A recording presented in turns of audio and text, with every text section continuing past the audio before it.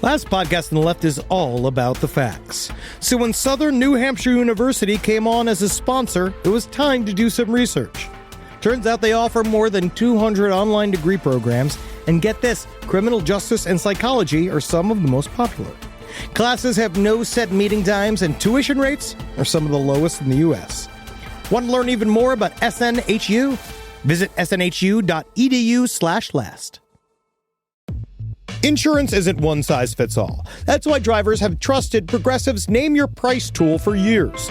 Just tell Progressive what you want to pay, and they'll show you coverage options that fit your budget. Visit Progressive.com to find a car insurance rate that works for you. Progressive Casualty Insurance Company and Affiliates. Price and coverage match limited by state law. There's no place to escape to. This is the last podcast. On the left. That's when the cannibalism started. What was that?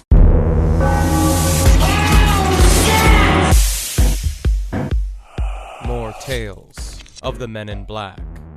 From Casebook on the Men in Black by Jim Keith. September 26, 1967, a woman named Shirley saw a silver disc-like object hovering outside the back windows of her home. Her doorbell rang. When Shirley answered, she met an Indian woman in a long, shimmering black gown. "Hello, Pat," the visitor said with a painfully large grin. "My name is Shirley," Shirley said against her will. "I'm sorry. I meant Shirley. Can I have some salt? I need to take a pill." Shirley brought out a box of salt and handed it to the woman. She consumed a handful of salt and forced a pill down her throat. They both watched as the humming from the UFO increased and the UFO took off over the house and into the distance. The woman in black left, and Shirley had bouts of intense nausea. Later that night, two men in old-timey black coats and hats pulled up in front of Shirley's home. She thought they were priests. They set up a camera with a massive red light on top of it and took pictures of Shirley's home, and then they left without turning on their headlights. Secrets. November 22nd, 1967. The Edward Christensen family and a relative were traveling north of Maryville, New Jersey, and saw a large sphere of light, glowing red, green, and white, fall from the sky. They called the Air Force and were heavily questioned about what they saw because they had assumed they had seen a crashed airplane. They were interrogated heavily by several different officers who kept calling back through the night. January 9th, 1968, the Christensen family got a knock on the door. 17-year-old Connie Christensen said, "It was the strangest man I've ever seen." "Does Eric Christensen live here? I'm from the Missing Heirs Bureau. Mr. Christensen has inherited some money." The man was at least 6'3", around 300 pounds, and couldn't fit through the front door. He said his friends called him Tiny. He had a Russian fur hat, a black suit with thin material not suited for the weather. His head was shaved, but not properly. There were patches of hair untouched, and his eyes bugged out of his skull like thyroid eyes, one of them appearing to be glass. He wore very thick soled shoes. His pants were too short, and when he sat, it revealed he had a green wire coming out of his sock and going into a brown spot on his leg. They asked if he wanted something to eat, and he said, "I'm on a diet, but in 10 minutes I'll need a glass of water."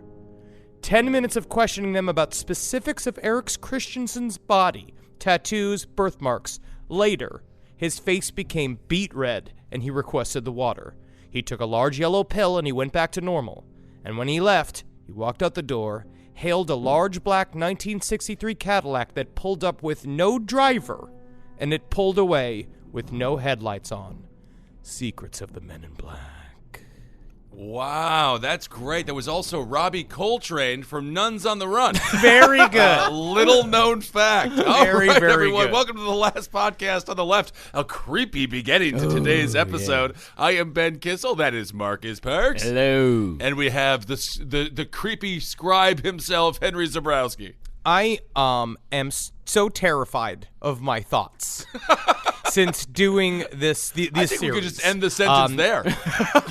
All night I'm having dreams of Men in Black. Are you having Men in Black dreams, Marcus? They ended. I was having them. Remember I had the dream where me and you were interrogating a man in black as Carolina slept next to us?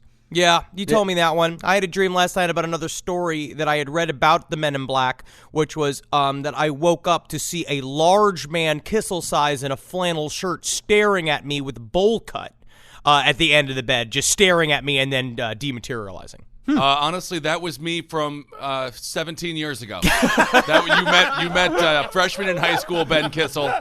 Whatever he did to you, I apologize. Are you a time cop? you time cop, bro?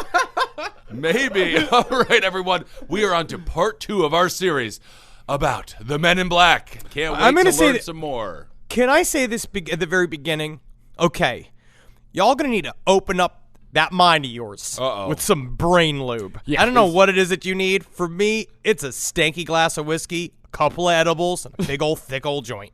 And I think that you should try some of that before settling in to what we're about to run you through. Maybe if you're going through sobriety, some ginseng. Yeah. Have a little ginseng. I don't know if that opens up the mind or not. Caffeine! Oh, my mind is always open, man. I don't need no chemical stuff. Well, I mean, many years of hallucinogen abuse, Right. which kind of opened it for a while. Like, kind Right. of So open that permanently now it's opened kind it. of being taped back together. Yeah, It's sort of like the hardcore championship belt that they had in the WWE. It's shattered and then it duct taped back together to It's a door that's sort kind of resemble a belt. It's a door that's hanging off its hinges, and now it's just kind of leaning up. And Yeah. it's like you and your buddies call it a door, but really it's a flap. Yeah, you have to pick up the door, move the door, then put it back after you enter the building. But no, it is a door. It is a door. So before we get to this week's episode, we got to acknowledge our second source, Casebook on the Men in Black by Jim Keith. It is fantastically written and a very interesting book, even though, admittedly, it can be very confusing at times. Okay. Maybe for you plebe. All I do is understand the mind-bending world of the Men in Black. So our last episode ended with a discussion of tulpas and the possibility that the modern-day Men in Black were essentially born from the imagination, intelligence, and fear of the proto-nerd Albert Bender. You know what I tell all the ladies? A UFO boy's imagination is just stronger than the other boys. I don't think you should tell that to anyone. Yeah. But I would like to say I know what a tulpa is. It's a image conjured up solely from the mind. Well, I mean, not Very good. necessarily. I mean, You know what? A tulpa. Honestly, that's farther than I ever thought he'd get. Thank you. Got it. but one thing to keep in mind with the Men in Black is that they are by no means a uniform group. They come in many different shapes, sizes, and races with different powers and influence. Really? But again, they all share the same thing. Secrets. Secrets are no fun. Can you choose to be a fat one or a thin one or a tall one or a short one? No, you're given your case from birth. Oh, okay. So on this episode, we're mostly going to cover the Men in Black through the lens of a word whose etymology almost perfectly describes our subject. The Latin roots run the gamut, concealed, hidden, beyond the realm of human understanding. And the word is occult.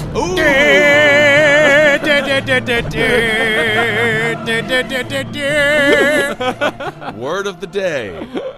Now, the 20th century is by no means home to the first sighting of the Men in Black. The Men in Black have been around for centuries, most notably in 15th and 16th century Europe, and always in cases involving the most popular paranormal phenomena of the time, witchcraft. Ooh. See, Men in Black, to me, they're like the David Bowie of the occult world, where they fit every fashion. They every single Right. phase it goes through occultism, they're right there. And so a part of it, it's like last episode, we try to explain what one of Nick Redfern's biggest theories is that they are tulpas. We're going to talk about this episode specifically is how they are an extension of occult matters that have been around since the beginning of time. Yeah. And that the Men in Right. Black have always been there, step by step, fucking pocket to pocket. Yeah. Human race, dick to dick, just us together, Right. crab walking, slam next to each other like a couple boys learning how to hold each other up for the first time on a summer vacation when you run away from your parents for the first time while they're off getting hammered on the cruise. That's a strange way to make a teepee, but tulpa. That's something that's conjured up. Yeah? With just the mind there. You guys might not have known that. But this is why you don't let me do research. We don't let you do research. That's the problem. You get one nugget of knowledge, and just all of a sudden you're the most arrogant person in the room. Sledgehammer. Sledgehammer. Agrarian. Yes. So the first recorded sighting of a man in black, at least as far as Europe goes, occurred in France in the year 1490, when occult practitioners claimed to trample crucifixes as they worshipped, quote, a tall, dark man. Ooh. The next sighting came 30 years later, again in France. It's in France. It's in France. In this instance, two shepherds told a tale of a tall, dark man who called himself the Devil's Bondsman. Ooh, that's a great nickname. Oh, yeah, and bondsman, that's an archaic term for slave. Oh, so he was the devil's slave. Yes, he was the devil's slave, and it's a little, like, kinky. Yeah. Like, a little bit. It's a little, like, bondsman's a good new term for, like, the sub-dom Right. world, if you want to use it. Yeah, absolutely. So one shepherd knelt and offered fealty to the slave and his dark master. Then, supposedly, the man soon after killed and ate 5 people. Yeah, you did! Fuck yeah! But you can remember this. If you've seen The Witch, right? A part of what made The Witch so good is that they took transcripts from actual court hearings during the time, like during what we would now know as the famous witch hunt, right? Like during that whole time period. But oftentimes the devil was synonymous with a man in leather pants and a leather vest and a fancy black hat on, which, I mean, just feels like it's the one gay of the village from the 18th century, like figuring out how to work it, like figuring out how to make everybody his slave. Breaking the law. But that's what he was. Right, sounds like a little Judas Priest vibe. That was a real old country buffet that he had. Tulpas. It's actually conjured up. Well, of course, both shepherds were burned alive at the stake for consorting with the devil. Over 100 years went by without another recorded sighting. But in 1645, the infamous witch Isabel Gowdy of Scotland described a man suspiciously similar to some modern men in black. Now, we know that the witch trials in Europe and America were by and large led by uptight establishment figures suppressing and murdering groovy ladies as well as a few groovy dudes. But there may just be something hidden in Isabel Gowdy's testimony. The whole thing with the witch trial, right? It was all because they were taking the bad wheat, right? Bad flour. It was that kind Well, that's ergot. That's one story is that the wheat supplies would get contaminated with fungus. I would and like to balls. nibble on that, though, and just see what that trip is like. I bet you, if you know you're taking it, I bet you it would be a pretty good time. I think it's supposed to be one of those like terrifying trips. Terrifying. Like the trip that Tex Watson had that caused him to murder Sharon Tate and all the other people. Have you ever had angel trumpets? No, that sounds like a horrible thing that you might get after eating too many grains. There's a stool joke. Wow. No, but the idea is that it creates very... It's July 5th.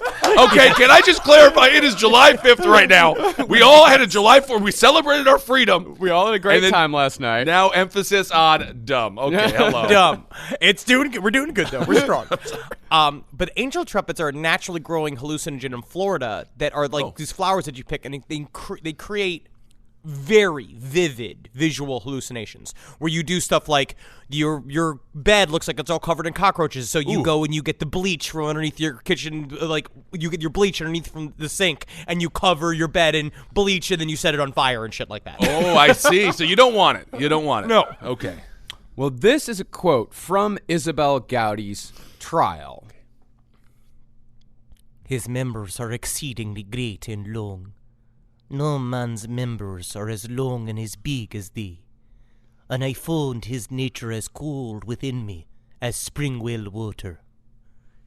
What is she describing there? It seems a little phallic. It's his. No, it's his fingers. It is phallic, but she's describing members like limbs. Oh, Like, I see. yeah. Okay, because he doesn't have like a butt. Okay. She was fucking it. Oh, okay. At the same time, that is true. Honestly, she was fucking it. All right. Well, this testimony mirrors the long-limbed Men in Black with the cold touch that we'll discuss later on in detail. But that is very, very much a Men in Black detail. Long limbs, cold touch. Long limbs, cold touch. What they talked about last time, we talked about a little bit, like jointless wrists. Yeah. They look like Gumby. They have like no knuckles. They're all very flat. They look like they've been made by a factory. Yeah. Okay. And furthermore, even though the quote-unquote confession of Isabel Gowdy is likely a fabrication made under duress, it still ties into Men in Black lore. Okay. See, the fact that the long-limbed, cold, dark man lived in Isabel Gowdy's imagination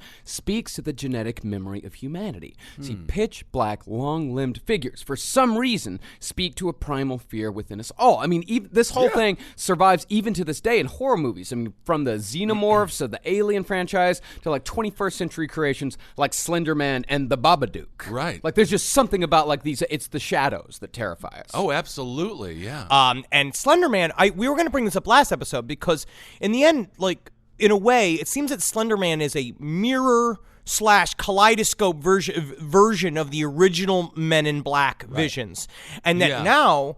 Like, I would almost consider the Slender Man to be real. Like, we had 2 people stab a girl, like the Slender Man stabbings case. Several other people have committed crimes in the name of Slender Man, and I don't really understand what makes it any less real. Like, that to me is the perfect example of a tulpa. It's because people, when they're young, their perfect idea of a man is tall and thin, like Curtis Cobain or a series of other people, and I'm a little sorry I don't fit the fucking mold. The tulpa was created by a bunch of 13-year-old girls, and I'll tell you one thing, when you get older, you like them fat. You like it because you can keep a fat man. You can keep a fat man around, and he's feed him. thankful, and he's very excited to be there. But a part of it is that I think that what you're saying, while ignorant, is also true.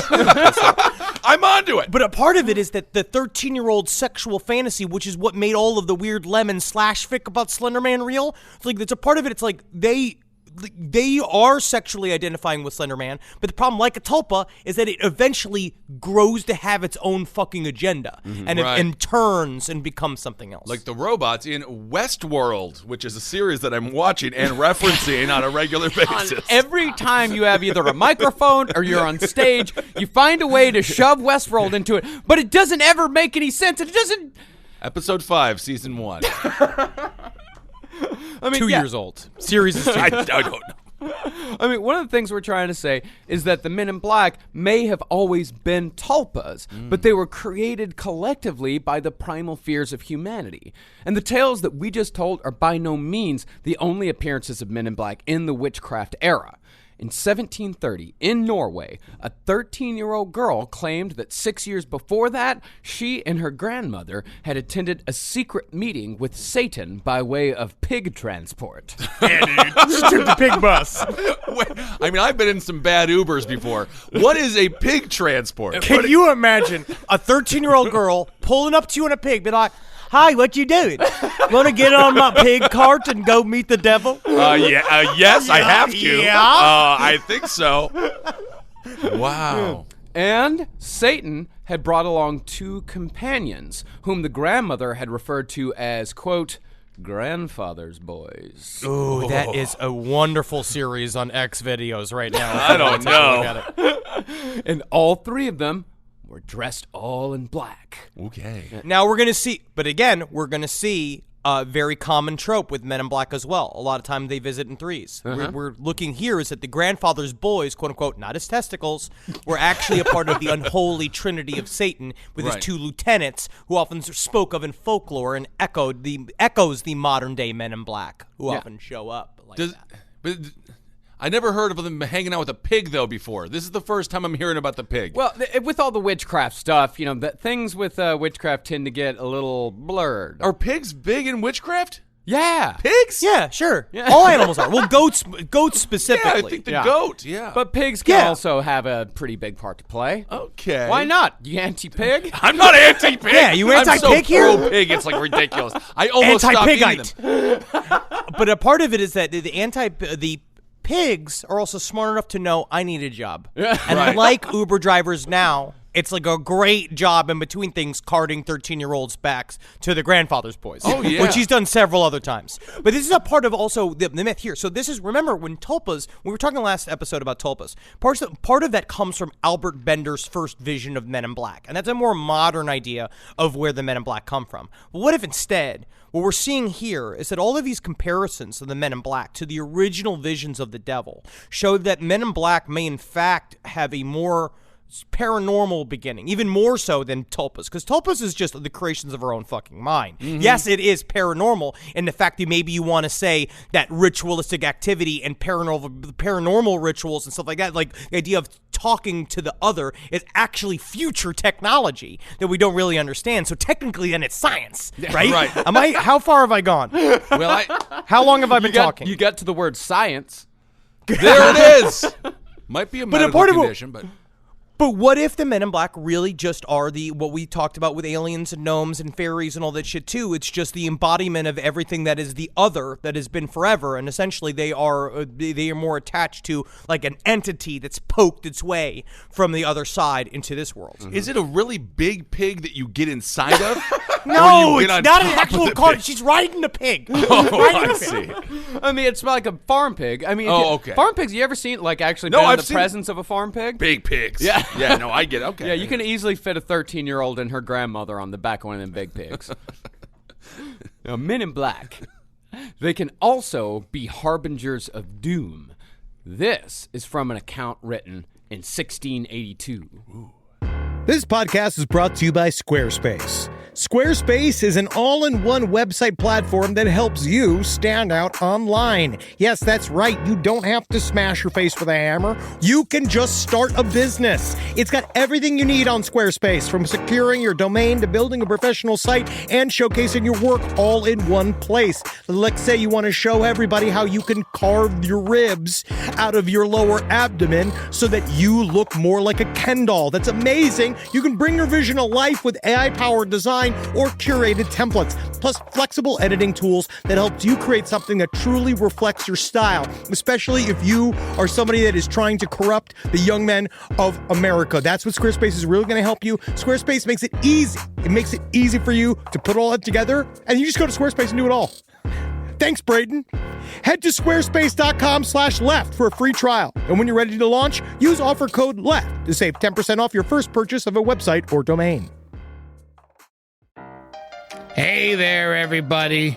Is your cell phone bill too much money? Are you getting that bill and you're like, hey, what is this? I can't believe for what? For 5G? Are you crazy right now? $100? I don't even barely got any bars when I'm just sitting in my living room, okay? You don't have to deal with that anymore. Are you ready for this? $15 a month. That's right, $15 a month on Mint Mobile. Yeah, baby. Get their wireless plan, because they're just sitting there on the T-Mobile 5G network, and it's just $15. Your whole life, you're just paying all this money every month. You're like, why? Where's it going? It's going to these phone companies that are robbing you. So go to Mint Mobile. Let them help you talk to your mom. So get your new wireless plan for just $15 a month. Go to mintmobile.com/LPOTL. That's mintmobile.com/LPOTL. Cut your wireless bill to $15 a month at mintmobile.com/LPOTL. That's it. There's no catch.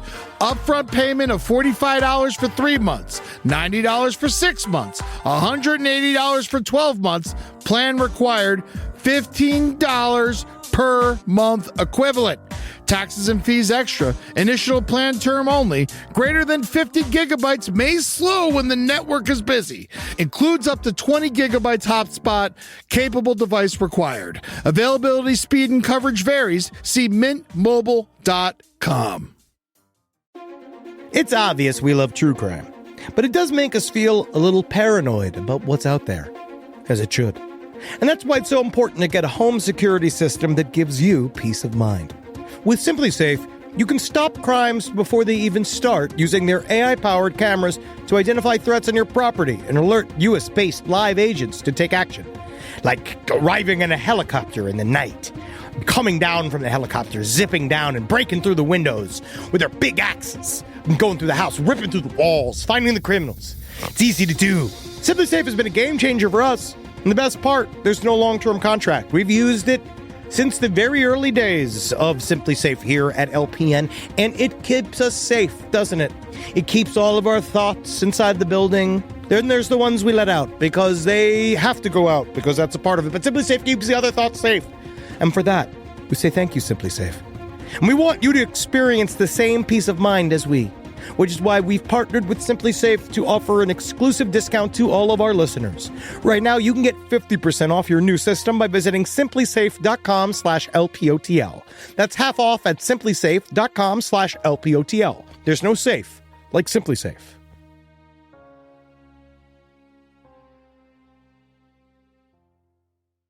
In Brandenburg, Germany, there appeared in 1559 horrible men, of whom at first 15 and later on 12 were seen. The foremost had beside their posteriors little heads, the others fearful faces and long scythes, with which they cut at the oats, so that the swish could be heard at a great distance, but the oats remained standing. Just feel like they're making fun of their, like, country folk. No, dude. It's, man, Kissel. Pop out for a second, right? I popped out. I know you are. I see it. Put it back. You're driving along in a cart, right? Yep. Come on, Martha. Martha, you dead yet? No, we're getting you to the hospital. Only 3 days away. Yep. Looks over. There's just a field filled with these dudes in black robes and scythes hacking at wheat that's not getting hacked. They're just like slicing through it, and they're just doing it like it's fucking a Black Sabbath fucking album cover. So they're happy. Just do the shit, and then you drive us. They're not happy. Oh, they're not. They're very mean looking. And then the whole town dies of the plague. Yeah, because that's exactly what happened. Right after people saw these figures, the Black Death swept through the area. I just hope I get my mother to the fucking hospital. Your mother's got the plague. She's got the plague? Oh, man, this is... Man, it's tough creatively thinking. Now, the links between these manifestations and modern-day Men in Black may seem somewhat tenuous, because after all, the color black has long been associated with evil. But appearance is not the only thing these occult practitioners of the past share with modern UFO lore. Okay. For example, something was written in 1645 in the Laws Against Witches and Conjuration that sounds suspiciously similar to the experiences of modern alien abductees. It was written that the devil leaveth marks upon their bodies, sometimes like a blue spot, or a red spot like a flea biting. 2 decades later, a witch named Christian Green said this quote, as he was informing on another witch. He said, "The man in black pricks the fourth finger of her right hand between the middle and upper joints, where the sign yet remains." Now, attentive listeners of our alien episodes will remember. Don't criticize the non-attentive listeners. Yeah, because I it's think a little bit Marcus difficult to follow along. I don't think you need to have to chastise listen. those who are like also busy baking and they have to focus on something slightly different than alien abduction.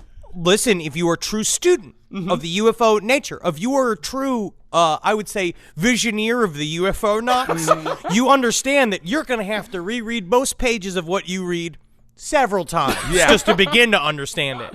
And then also same thing with podcasts or interviews about aliens. Right. Is that it requires you to listen to it many, many times. That's like when your teacher would come in and be like, for those that did the homework, this class should be a breeze. And it's like, well, exactly. I am in for a rough ride. Yeah, well, the teacher was correct. The teacher was a jack. I'm not even going to go into it. Well, I know I always know that when a teacher walked in and they said that, I would always said, very good. Looks like Marcus will be getting a thumbs up We today all in can't class. graduate top of our 12-member class.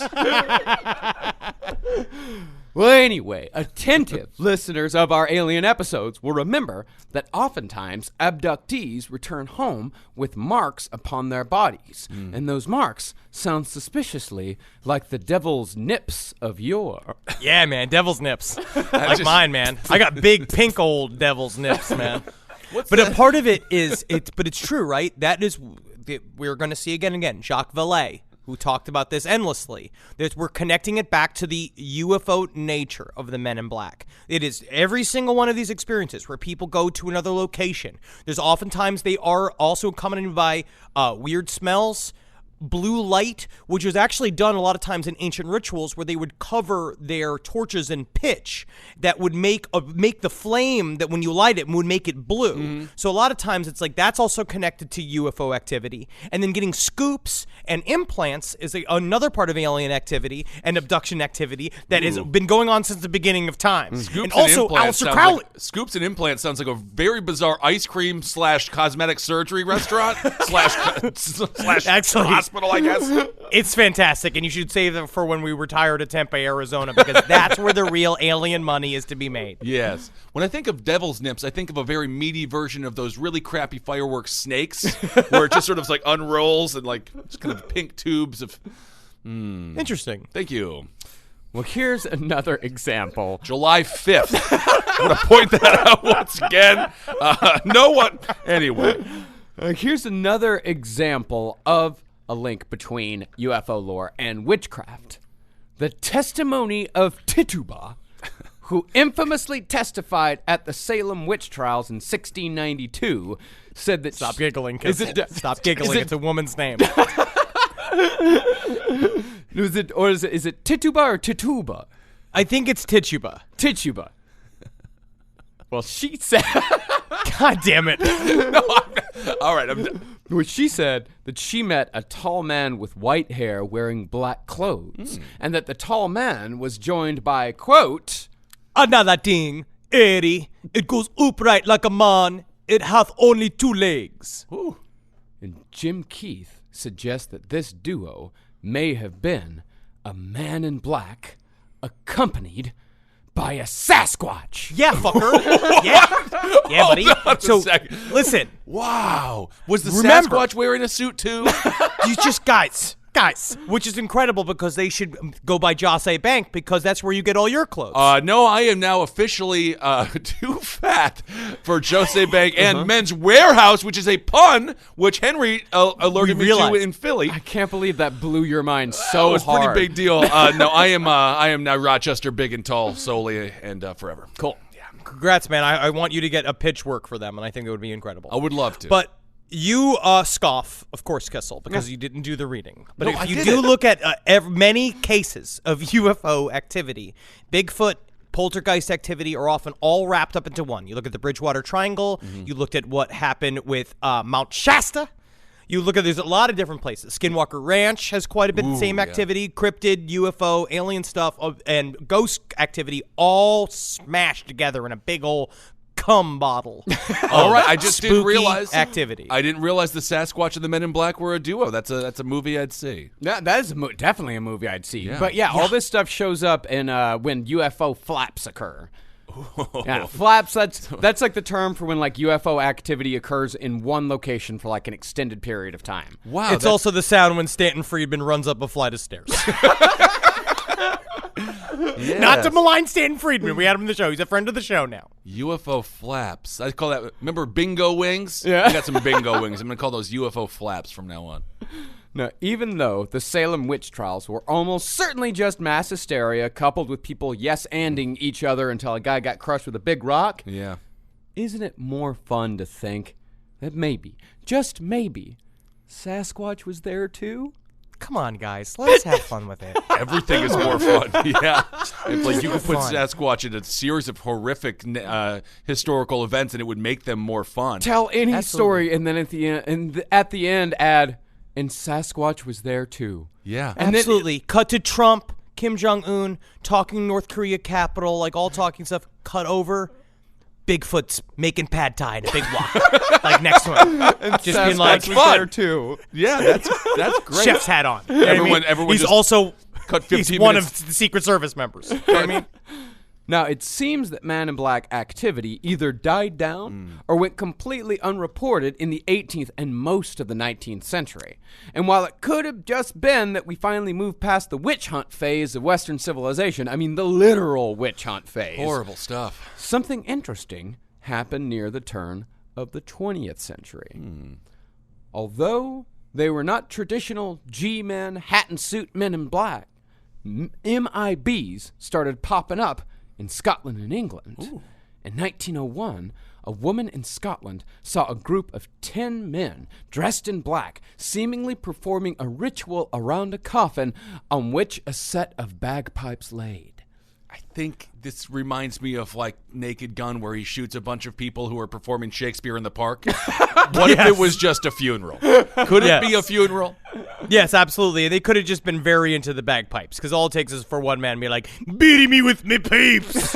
Like, are you sure? You're like, you got to do it in all of you wear black. It's the only way I like to see it, because it's slamming.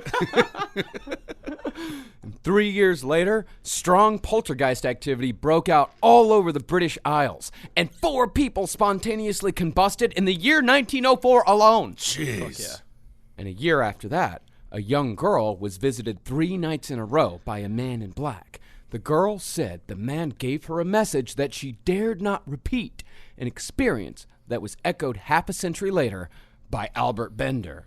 But also, most abduction scenarios, there is normally, in the stereotypical abduction scenario, there's a section of the scenario where they are given secret knowledge, and the aliens are like, well, you can't share this with anybody, and we'll know, because, what? We're aliens. We're aliens, yeah. They know a lot. So what happened at the turn of the 20th century? So what happened? Well, Tulpas, I know what they are. well, it could be that one man is responsible for all of this, or at least all this beginning. There's one man who may have opened a door, just a crack. A door that may have somehow been shut by persons unknown 200 years earlier. And the man who may have reopened it is Aleister Crowley. Holy And that's him playing the bass. Right. Him playing metal bass, which would be fucking cool as shit. Naked from the waist down, completely hard. Beautiful head with a fucking turban on, just like, oh man, I'm falling real in love with Aleister Crowley. I don't know. How did he reopen it between his orgies and all of the drugs and the drinking? We're going to get into it, man. Okay. Now, Henry turned me on to a book called The Secret Rituals of the Men in Black. And that book attempts to connect the titular characters to that one time in 1904 when, on his honeymoon in Egypt, Crowley made contact with a being called Avos.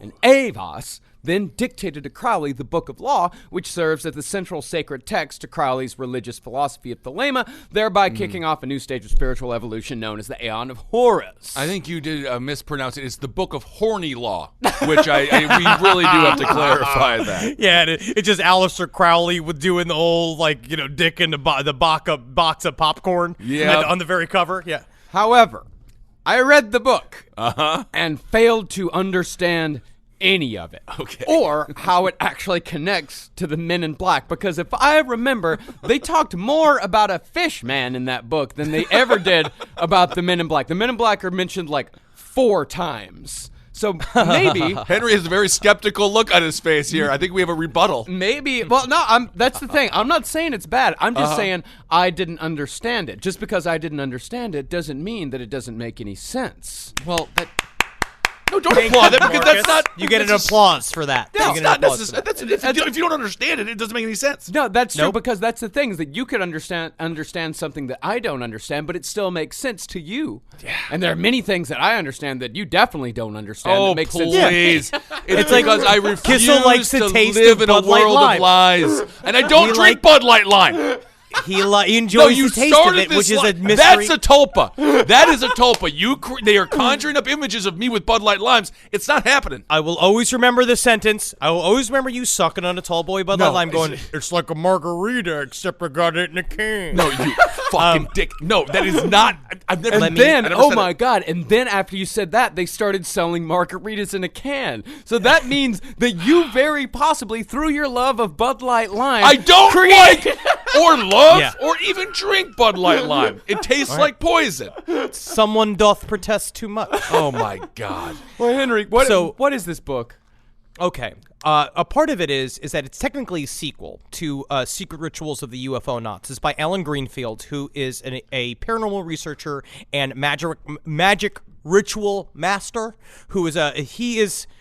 It's very difficult. A part of it is when I read Secret Rituals of the Men in Black was that I realized just how far out of my depth I am when it comes to magical learning.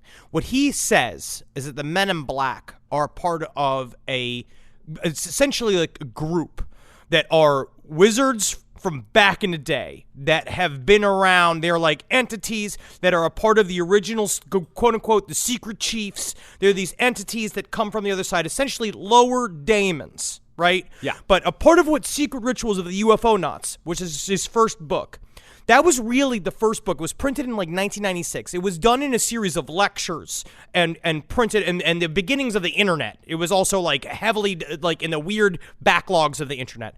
That these are the first people to say that the Golden Dawn and Freemasons and all this shit and the ultimate masters they were speaking to were actually aliens. So what he is saying, he's connecting the Men in Black.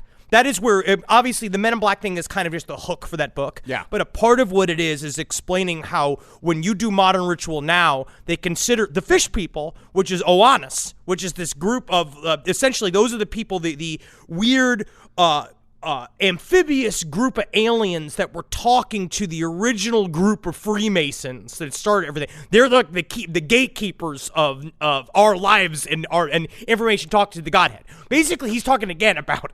Oh man. Well, now I just realized how little I know. Are they head fish or feet fish? Fishmen. So Fishmen. Like, imagine if a fish kept evolving like a million years from now. Like a fish evolved. I'm just seeing a fish with a human head. Is it mostly a fish with a human head? It's the opposite. It's always the opposite because they need a cock to fuck us. Yeah. To make more of them. It's a humanoid fish. Oh. Yeah.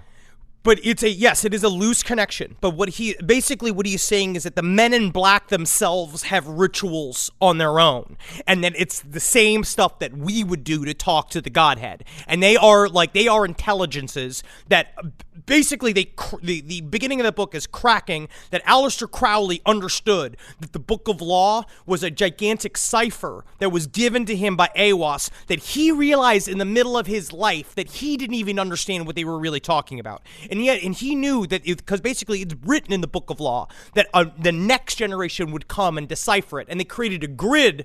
Basically, it's all about the grid that they put together with numbers and connecting letters, which Aiwass is actually like the key to the actual code, and that you could use it like all the biblical numerology shit, where it's like certain words match up to numbers that all correspond to each other for no reason.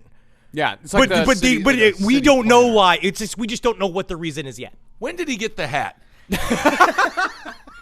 You know, it's a great hat. It's a great hat. The triangle hat. He really brought it all together with the hat. Yeah. I wonder who gave it to him. But someone please explain it to me, and I'd like to actually speak to someone either on a Patreon interview or just in my life to help understand what the book is about, because I'm out of my depth. Mm-hmm.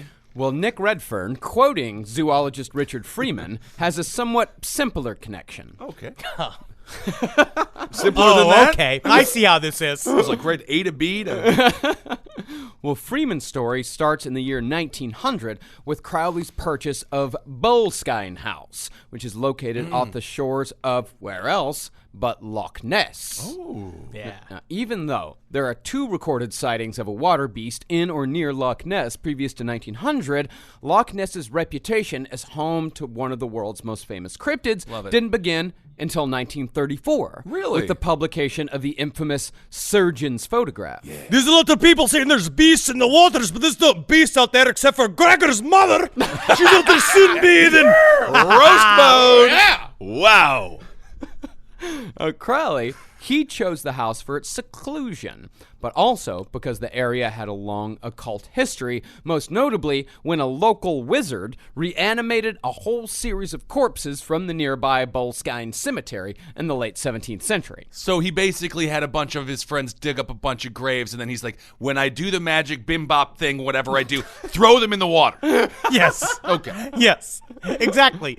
But also very similar to the Zobops, the voodoo priests that also been compared to the Men in Black. Very much so, I yeah. like the name, Zobops. It was here at Boleskine House that Crowley attempted perhaps his most famous ritual. Uh-oh. This was the site of Crowley's attempt to summon his very own guardian angel. And hopefully it's got a randy old schwanz on him so that I can consume it with my buttock. I know. I have a feeling this involves, like, getting a bitty, nice big thing there. It did. But Yeah. on the other hand, this ritual kind of runs a little contrary to what you'd usually think about Aleister Crowley. Like, he had, if I remember correctly, he had to abstain from any alcohol or like any mind-altering Yeah, substances. dude, if you're going to dilate your butthole big. I think he abstained from sex as well for those You 6 have to. months. Yeah. There's a part of this, but same thing with Alan Greenfield, is that when they're talking about when they do these magical works, these take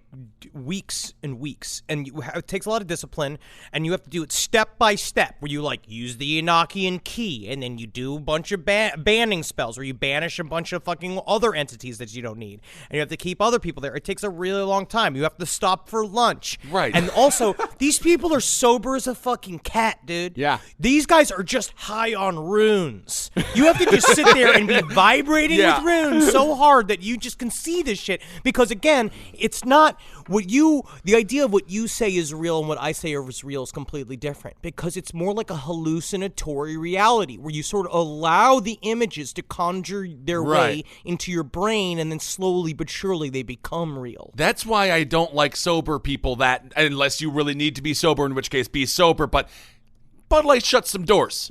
And you don't need every door open in the house because you got a breeze coming through, it's unsafe, anyone can enter. You want to close it up a little bit. Well, this ritual, it requires that the magician summon and bind the 12 kings and dukes of hell, including Payman, in order to Dukes of Hell. Yes, very funny. A couple of those. This first boob of the day. It's July 5th. I am okay. Well, those demons, those kings and dukes of hell, they have to be summoned and bound in order to remove the negative influences from the wizard's life. But Crowley wasn't quite as talented of a magician as he'd thought, as it's said that he failed miserably and was never able to banish the demons that he'd summoned. And it suggested that these demons were the first manifestations of the modern Men in Black. So Crowley did this? Well, Crowley started it. And let's go even further with it. You're not going to believe where this story goes. I'm not going to believe any of this. No, Jim. That's my secret. I don't believe about 99% of the content that we've discussed on this show over. No, I'm just joking. I really love it. Very good acting, Kissel. Thank you very much. I appreciated that. I appreciated that. Now, Jim Keith maintains that Crowley, Jim Keith being the guy that wrote Casebook for the Men in Black, Jim Keith maintains that Crowley was actually a white magician rather than the more evil black variety, meaning that Crowley fought on the side of humanity, like when he later on supposedly helped Churchill win World War II. Yeah. He was a spy for the British. Yes. But they were saying apparently that he worked with British intelligence. And I actually do believe in a lot of this, because even Crowley said that he was mystified at the end of his life why people thought he was so evil. Yeah. He was actually trying to do good, but doing what later became known as, I would say, the sort of the satanistic principle, which is you dress like the villain. Because it gets you laid. Right. He definitely liked doing that. Crowley believed that something called the Black Lodge, working with humans known as the Black Brothers, worked against the interests of humanity, preventing us from reaching higher states of knowledge.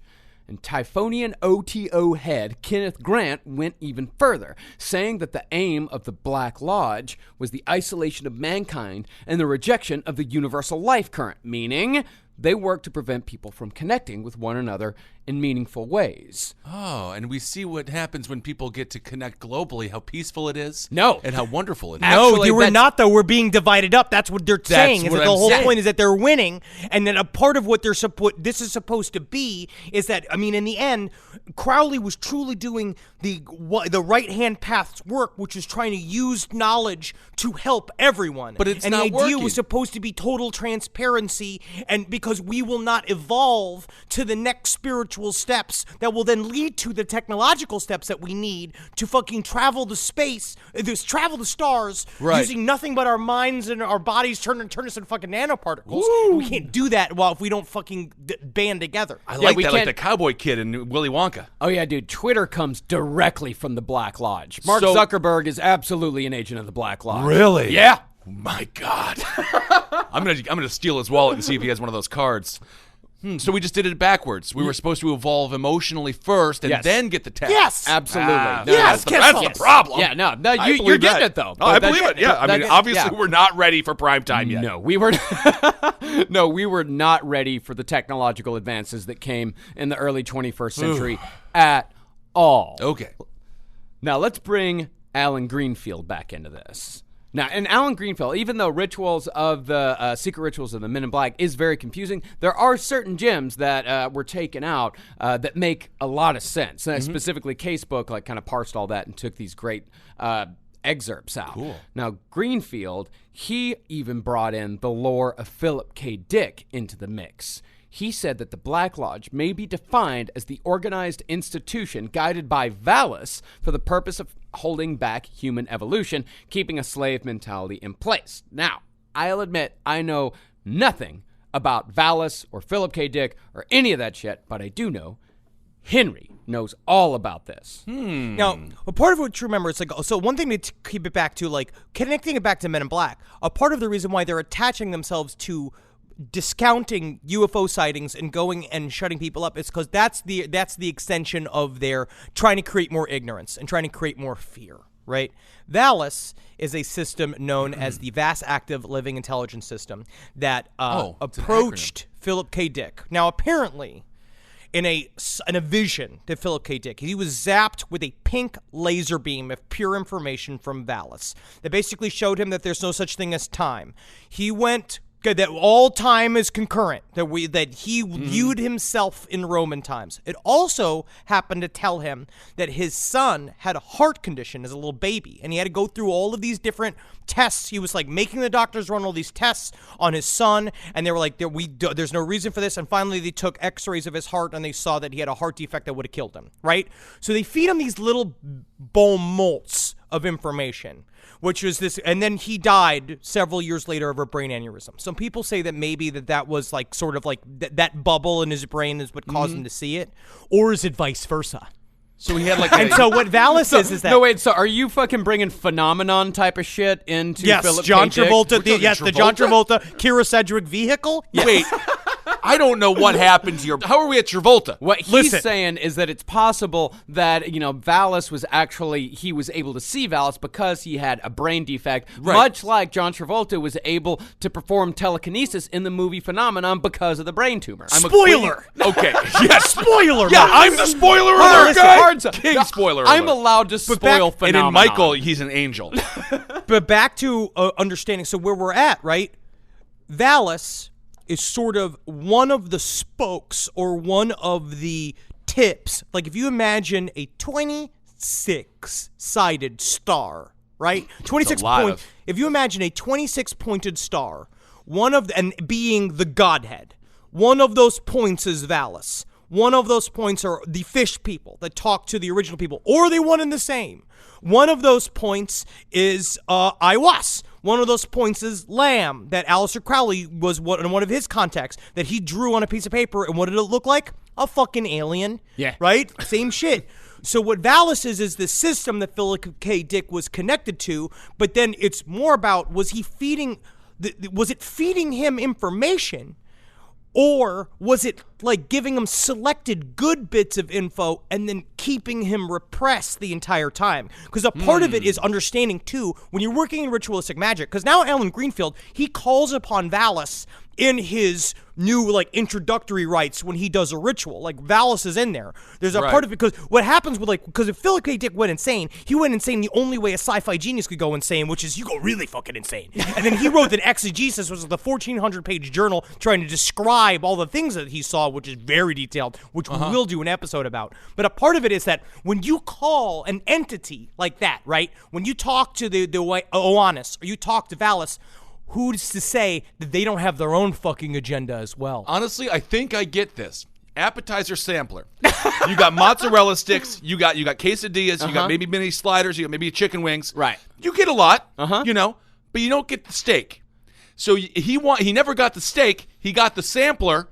He could have theoretically been given the steak, but he was also satisfied with the sampler because let's be honest, they're awesome. Well, I would say honestly. No, it makes sense. Okay. Well, I would say that the steak is monotheism because you get the steak, you just get one god. You just get the one. You just get the one. But with the app sampler, right, you get a whole bunch. You get a sample. You get a whole bunch. Yeah. Right. So he got all of it, but he never quite got the steak. You know what? I'm technically more confused because now I'm like thinking about it, what you're saying. And like in a weird way, it does kind of ping, but mostly I think it's just because I love appetizers. Yeah, well, I think it makes a little sense. Of course. Call me a squirrel, because I'm covered in acorns. That's right. So many people are focused on where their money is today. And Acorns is the financial wellness app that cares about where your money is going tomorrow. Let Acorns work for you. You put acorns in the ground and you're gonna get trees tomorrow. That's right, investments. And with the Acorns potential screen, you could find out what your money is capable of. I always do that. I'm like, I want to invest in something that I like. Let's say cheeseburgers. Okay? That's kind of hard to do. Acorns will help you find a cheeseburger that is right for you. So sign up now, and Acorns will boost your new account with a $5 bonus investment. Wow! Join the over 14 million all-time customers who have already saved and invested over $27 billion with Acorns. Head to acorns.com/left or download the Acorns app to get started. Paid non-client endorsement. Compensation provides incentive to positively promote Acorns. Tier 2 compensation provided. Potential subject to various factors such as customers' accounts, age, and investment settings. Does not include Acorns fees. Results do not predict or represent the performance of any Acorns portfolio. Investment results will vary. Investing involves risk. Acorns Advisors, LLC, an SEC registered investment advisor. View important disclosures at acorns.com/left. This is a paid ad by BetterHelp. You know, stigma shows up in a lot of different places. I know I had to explain to my handyman about the devil imagery in my home. I had to explain that in our home, El Diablo es bueno. And he reluctantly agreed. I think largely just because he was in my home and he was scared. But over time, he began to see, the devil can be my amigo. See, even in 2026, stigma can get in the way of a lot of things, right? My handyman almost didn't put up my floating media cabinet, right? You got to get support for your mental health. Maybe you've encouraged friends to consider therapy while avoiding taking the first step yourself because you're busy, worried what others will think, or telling yourself you should handle it alone. No, you need a team. Get therapy with BetterHelp, the world's largest online therapy platform. Give me a space to slow down and talk through what's building before it feels unmanageable. So let's take a short questionnaire to identify your needs and preferences, and BetterHelp will handle the initial therapist matching work for you. Their industry-leading match rate means BetterHelp typically gets it right the first time. Feel confident knowing BetterHelp therapists work according to a strict code of ethics and are fully qualified. So don't let hesitation hold you back. Find support with BetterHelp. Sign up and get 10% off at betterhelp.com/lastpod. That's betterhelp.com/lastpod. All right, I know what you're thinking. I like to go banking, but I don't want to give to these big old banks all the time that cater to the 1%. Well, go ahead and get yourself hooked up with Chime. It's banking built for you, not just those rich jerks. And they got thousands of fee-free ATMs because why pay to get your own money? Chime is working for you, man. You get your Chime card, you're going to get travel perks, you're going to get into airport lounges, you're going to get those chicken thighs. You know, every time I go to an airport lounge, I get chicken thighs. And you know what I say whenever I see a plate of chicken thighs? Give me more. Chime's going to get you those chicken thighs in these lounges, all right? Sure, they could serve other types of meat, but why would you when chicken thighs are so delicious? Chime is not just smarter banking, it's the most rewarding way to bank. Join the millions who are already banking fee-free today. Head to chime.com/left. That's chime.com/left. It only takes a few minutes to sign up. Chime is a fintech, not a bank. Banking services for Chime Card provided by Chime's bank partners. Optional products and services may have fees or charges. Stated cashback for Chime Prime only. No minimum balance required. Checking account ranking based on JD Power Survey published October 20th, 2025. For more information on travel perks, go to chime.com/disclosures. Let's get back to two words that I'm sure kind of pinged in a couple of people's brains. Black Lodge. Ooh. Of course, Black Lodge pinged in your brain if you're a big fan of Twin Peaks. Yes. And in fact, much of the Twin Peaks Black Lodge stuff comes from Aleister Crowley. It comes from his novel Moonchild. Now, in this book, a girl named Lisa travels into the fourth dimension and enters into the Black Lodge. The characters inside, it can be interpreted as a dwarf surrounded by music, a beautiful woman murdered with a red line around her throat, and a man of incalculable evil. In other words, the dwarf, Laura Palmer, and Bob. Shit, yeah, man. Fucking Twin Peaks, dude. Well, Mr. Lynch, thank you so much for coming here to Sony and pitching your show idea. It was really quite. I need to go. You gotta get the big fish. Did we just give him the show? Now, you might say that this is all fiction. You know, it's just Moonchild is a novel, Twin Peaks is a TV show. But Moonchild was largely based on magicians that Crowley knew and the rituals that they had performed. And Twin Peaks is, we've been talking about this a lot, like, it's about as close to modern occult mythology as we're going to get. Cool. Because they really did their homework in terms of, if you want to talk about the Black Lodge, the new season, the third season of Twin Peaks is a gigantic occult exploration, which I would say is as close to David Bowie's Black Star as anything else, where it's like you just want to get down deep and you go through all these references. You technically need to be watching Twin Peaks with the fucking computer open, like searching shit. I haven't seen the third season yet. I'll get to it in 2 years from now. But you remember when it gets to the Black Lodge is where the Men in Black lived. So the idea is that Aleister Crowley opened the door of Black Lodge, a couple things slipped out, and then he slammed it shut. Yeah.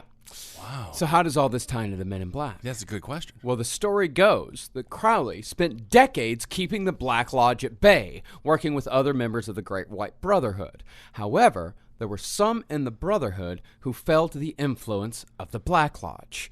And the most successful Black Brother of them all was L. Ron Hubbard. Yeah, dude. He's back in. God, again. He's back into play, man. How does it all come back to that rotund colonel? Because he was very important.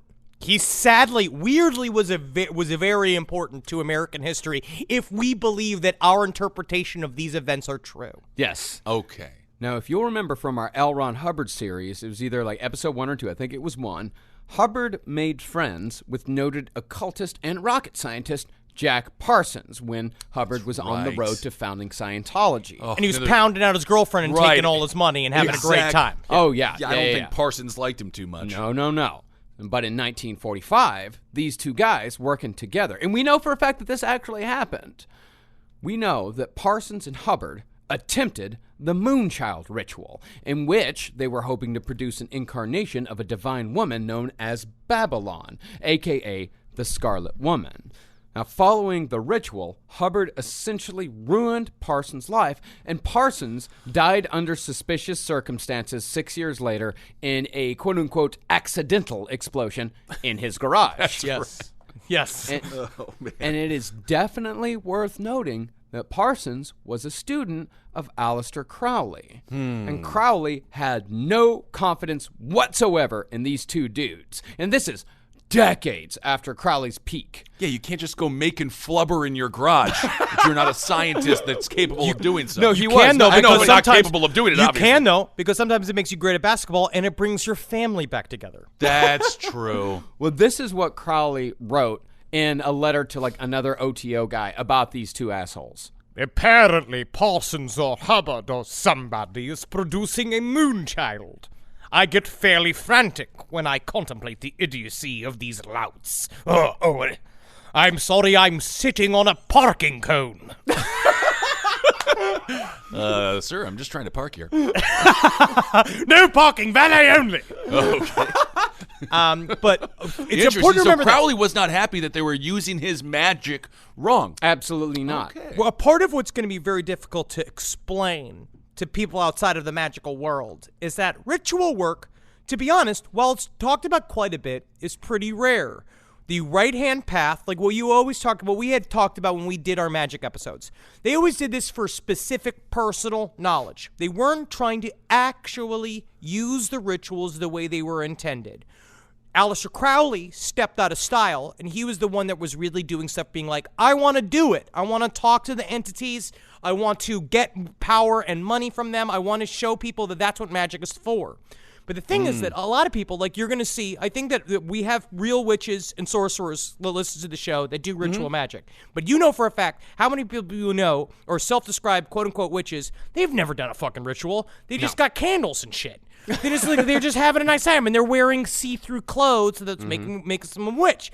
But a part of what these guys do, it's just like, is L. Ron Hubbard and Jack Parsons had the fucking schnonces to actually do the Moonchild ritual, which is an incredibly important ritual that no one had really, I guess they had tempted forms of it, but these guys taking a full fucking home run swing for it, because a part of it, and they had two separate goals. Jack Parsons wanted to use the spirit of Babylon to actually put down Aleister Crowley's beginning of the Aeon of Horus, because Horus is connected to Mars and to fire, which the idea is that we be living in this like war-like time, and what we're trying to do is bring peace and love and harmony. And Babylon was supposed to come and teach everybody that slick pussies and hard penises and all that stuff is supposed to make things good and not bad, like it's supposed to like sexual healing for everyone. But fucking L. Ron Hubbard had a whole other idea of how to use this energy. Yeah. And it seemed like, yes. I can't stop thinking now of Parsons and Hubbard in like clear see-through shirts like Christian and Edge from WWE used to wear, and I just don't want to think about like their weird bodies being able to be seen through their black cloth shirts. I mean, Hubbard, he had definitely a weird body, but like Parsons was a heartthrob. he was. Oh yeah, man. Oh yeah. Hubbard had a perfectly normal body. No, it's your body, and it's the only reason you're saying that. He had a thinker's body, a technically very successful man's body. But even though Crowley had no confidence in these guys being able to pull this off, it's possible that L. Ron Hubbard actually knew exactly what he was doing. And he used Jack Parsons and the knowledge that Jack Parsons had learned from Aleister Crowley to do it. Now, here's another thing from Bishop Reverend Alan Greenfield. You got to say it like, here's another thing. And here's another thing. This is good. Greenfield maintains that L. Ron Hubbard was working for the Black Lodge. Jeez. Greenfield wrote, the Black Lodge's aim was to delay the manifestation of the new Aeon, the birth of the magical child, and the realization of the Ubermensch through diversion of the will current into less than useless power plays, demoralizing materialist and superstitious delusions, and New Age jargon. And it could be argued that useless power plays, demoralizing materialist and superstitious delusions, and New Age jargon are the foundations of Scientology. Interesting. Yeah, New Age jargon. I like it. So is this like, what's that Xenu guy? That old thing with Scientology. Yeah. Is that where he came up with that idea? No, he purposefully, I think that it's technically, the idea is that it's purposefully misleading.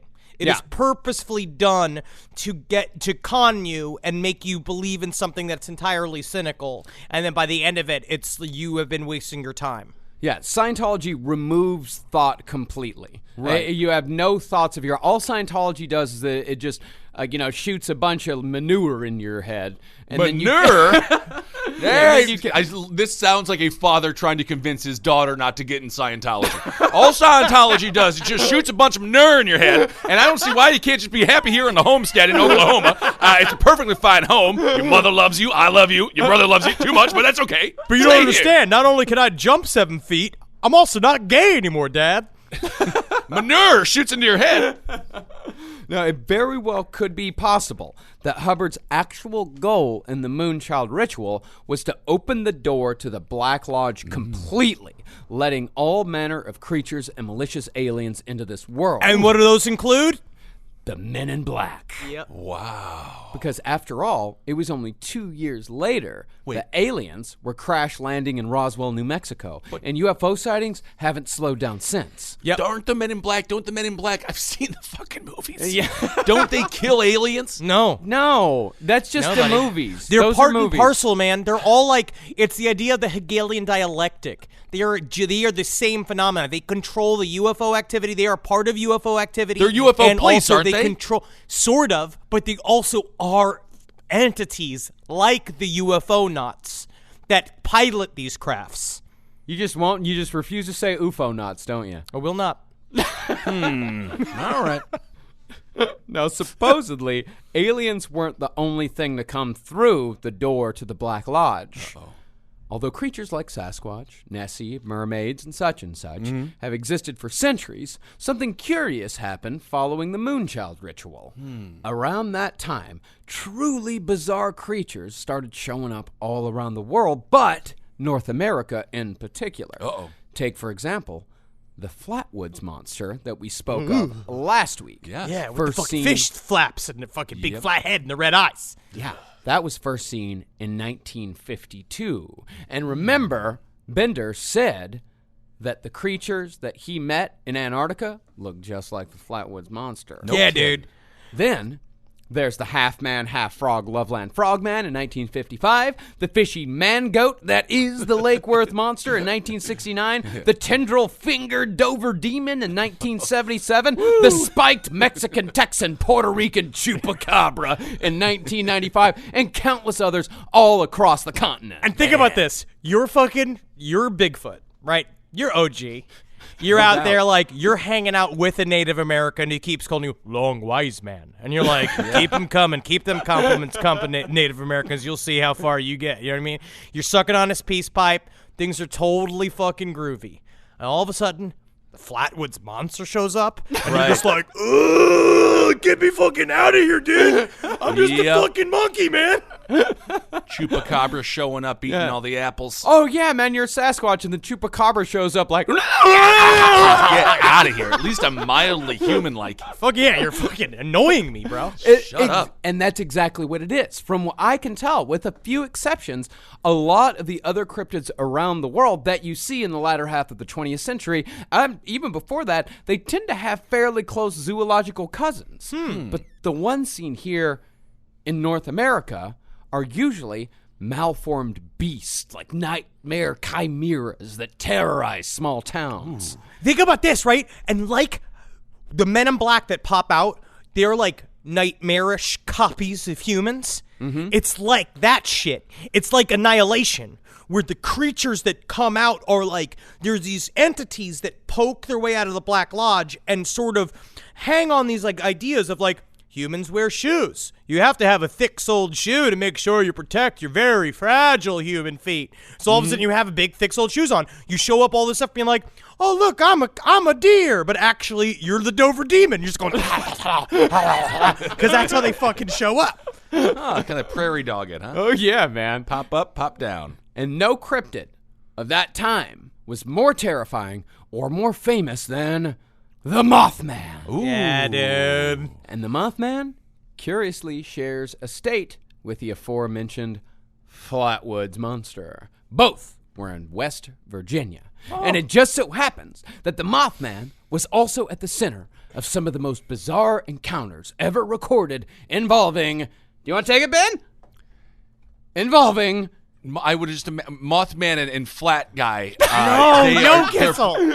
No. Who are we talking about? Who we've been talking about for? We're going on like 2.5 hours now. Okay. Involving. What was the question? I really want to get. I don't. No, it's not a question. Okay. I want you to finish my sentence. Oh, okay. All right, Okay. I want you Here to we go. finish my sentence. Here we go. And it just so happens that the Mothman was also at the center of some of the most bizarre encounters ever recorded involving. This is gonna be a very easy class for those that do their homework. I don't. Just say the Men in L. Black. Ron- Just say involving the Men in Aleister Crowley. Black. Involving The Black Lodge. Involving the Men in Black. the men involving the Men in Black. Are we breaking you? No, I've been broken along. I think around episode 50, I was broken. So, But before we get to the Mothman, we've got to introduce the third of the 3 writers that contributed the most to the Men in Black story besides Albert Bender and Gray Barker. Okay. And that man is John Keel. I love him. yeah. Now, John Keel is actually a pretty fascinating character in the world of the paranormal. And although he did write a saucy softcore Batman porn parody paperback named The Fickle Finger of Fate, Oh, God, which is just Batman with a finger permanently placed inside Robin. yes, he did write The Fickle Finger of Fate. But he's best known for his 1975 book, The Mothman Prophecies. Now, Cool. if you want weirdo history of America, The Mothman Prophecies is an essential book. Think about how many books we've read in the last 2 weeks for this episode. This may be the most. Right. Technically the most quote-unquote not real subject we've ever covered. Well, page count, we've probably Done more. researched more. Yeah. Page count, definitely going to go ahead and say Jonestown. That's our number That's one. the big one. But That's the big number of thin books, Men in at Black 5. is definitely up there. Yeah, we're at 5. Oh, you guys got a bunch of personal pan pizzas coming your way. No denying that. Oh, Book the it. book club. No, I'm number one nobody. in No, class. you never get rewarded for reading alien books. that's How true. many times I would bring those into class? I remember bringing alien books into class as a little kid, and they're like, "This isn't real books. You need to read a real book, like Of Mice and Men." Oh, God, I hate that book. I love that book. No, I know why man. you hate it. Yeah, because first of all, rabbits they're weak. Second of all, why are you so mean to the big guy? It was Leave him because alone. he killed a woman. He No, killed I a woman. understand that he gave a massage to someone. Well, you know what, man? It's like, whatever. Leave the guy alone. Leave him alone. Well, Keel, besides just writing the Mothman Prophecies, he was one of the most important voices in Men in Black research. And although he did not coin the phrase Men in Black, he was the one who popularized it in a story called UFO Agents of Terror in the men's adventure magazine Saga. God, again, that's when men's adventure magazines were so much more fun than they are now. It's all muscle milk and how to get your penis slightly larger and how to get your pecs bigger. Why can't we have fun stuff like that anymore? I don't know, I man. don't want to climb a mountain. I don't want to look at myself in the mirror flexing and feel good about it. No. I just want to talk about, I would much rather read a tale like that. I want to read a story about how a guy climbed a mountain and found a weird bird. Yeah. And then climbed back down. I just want to read a story about a 5'7" boy, a round boy who meets a very long woman, and they spend their lives going in a big hot air balloon from town to town, killing men in black and having sex. I think you're going to have to write that one. Yep, I will with my actions. Well, however, even though Keel was a talented paranormal writer, he also had a flair for exaggeration. Oh. So whatever story told to him tended to be given a little extra oomph for dramatic purposes. But that, though, was saved for his writing. In person, Keel tended to be a little more real. His most bizarre encounter with the Men in Black was just told to paranormal author Brad Steger, who we have no doubt used as a source on last podcasts in the past. We've definitely used Brad Steger. Yes, absolutely. He is an old school Bill Cooper style conspiracy, hardline guy. Yeah, he's a hardline guy, but he's not quite there. Like, he's not going to die in a shootout in his front yard like Bill Cooper did. Okay.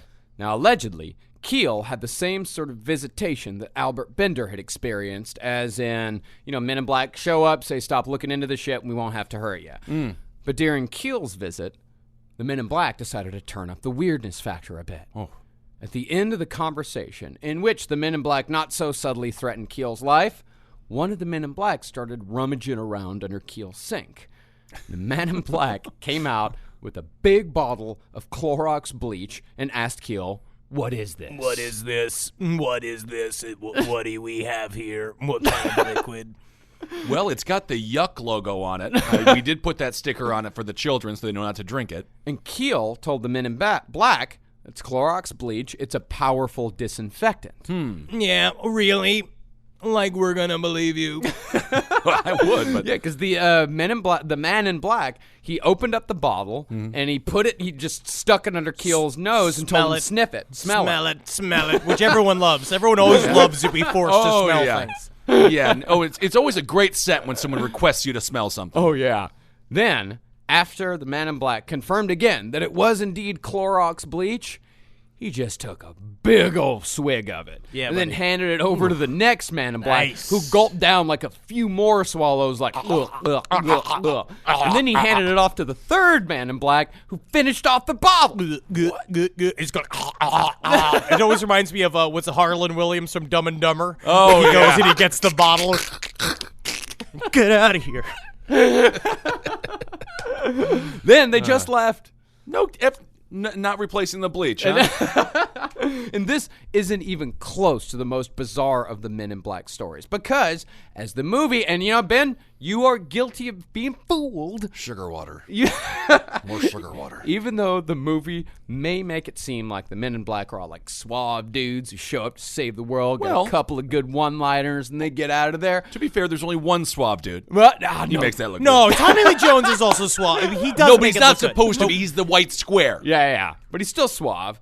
But really, most of the time, the Men in Black are just unsettling weirdos. Yeah, like they're fucking horror creatures unleashed from the Black Lodge. Yeah. Really? And unsettling weirdos were exactly who infested the small town of Point Pleasant, West Virginia in 1967 following the appearance of the Mothman. And that is where we'll pick up our story on Men in Black Part 3. Now, you we may got be it. wondering- We're doing a trio. Now, you may be wondering why Yeah. we're doing a trio, because, number one, it actually works with canon, because Men in Black come in threes. So I think that spiritually it works, and psychically it works. But also, guys, unfortunately, we have just scratched the surface. And this Really? there is so much more shit, and I was saying this the last time to Marcus, and I really believe this, where it's like, one day, you guys ain't gonna see me for a while.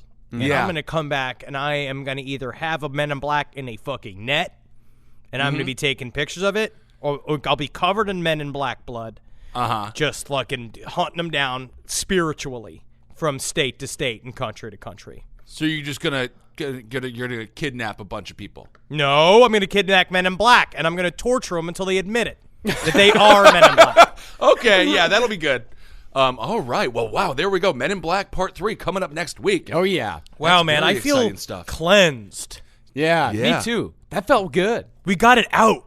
Yeah, we got It's it been out. sitting upside. I've been having so many nightmares and babbling at Natalie, and she likes it too. But a part of it, man, wait till we're gonna fucking crack this. Me and Natalie one day. We're gonna get off this fucking grid, dude. I've been getting Help us. I've been getting a lot of polite nods in my household. That's That nice. ain't bad. I was just there yesterday. We celebrated July 4th at Marcus's house. I brought over so much cheese. Yeah. But you still have it there. Oh, we definitely still have it. Yeah, In fact, the while, Jarlsberg. while we're in Portland, our ladies are going to get together and just have a cheese day. They're gonna eat that cheese. Yeah. Huh? Yeah. Very Yeah. good. Like a All right.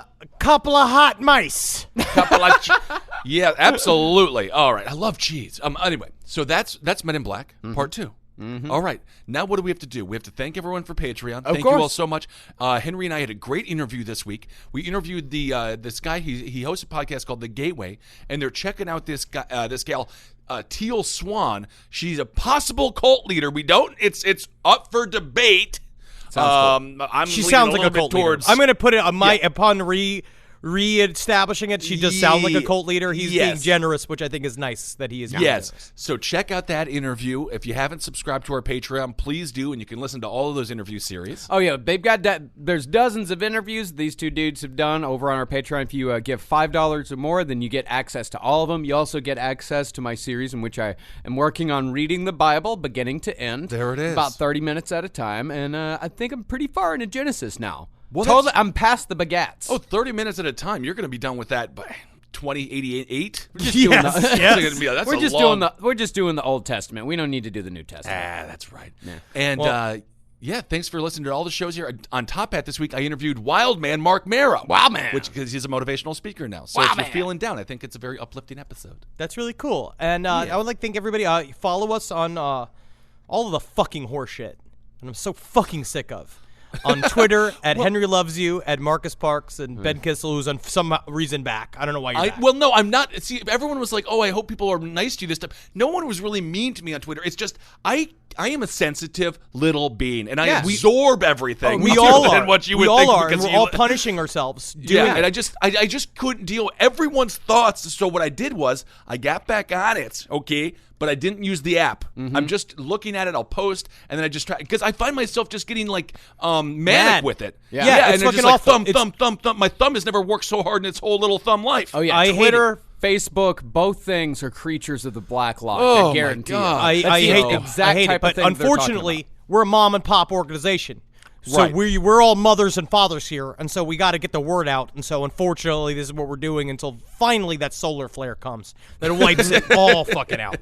And then also follow us on Instagram at Dr. Fantasy, at Marcus Parks, and Ben Kissel, the number 1, and LP on the left, or all things Last Podcast on the left. And unless it is certified LP, Last Podcast on the Left, or one of our names, we are not in charge or in control of any social media presence out there. No. So don't confuse us with anything, man. We are just the same three dudes as always. And folks are doing what folks do, and what can you do? You can't contain nothing. We're in charge of our personal Twitters, the LP on the left on Twitter and Instagram, and our that Instagrams. is. And That's it. We have no control, nor do we look at it, nor should you look at it. So it has nothing to do with us. Yes. All right, everyone. Well, thank you so much for listening. We love you, and I cannot wait. We'll see you in Portland this weekend. Yeah, Friday night. You might be listening to this on the way to the show right now. Yes. Maybe we could pretend like you remember that scene in Wayne's World 2 where they're all driving to the concert and they're listening to like Mr. Scream. Yeah. They're like, yeah, everybody out there that's going on the way to the Aerosmith concert, and then he goes,